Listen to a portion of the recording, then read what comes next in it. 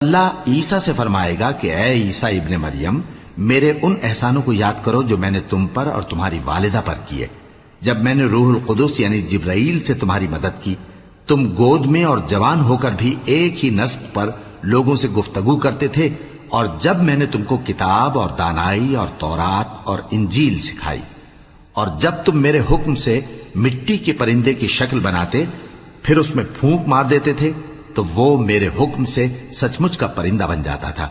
اور پیدائشی اندھے کو اور برس کی بیماری والے کو میرے حکم سے اچھا کر دیتے تھے،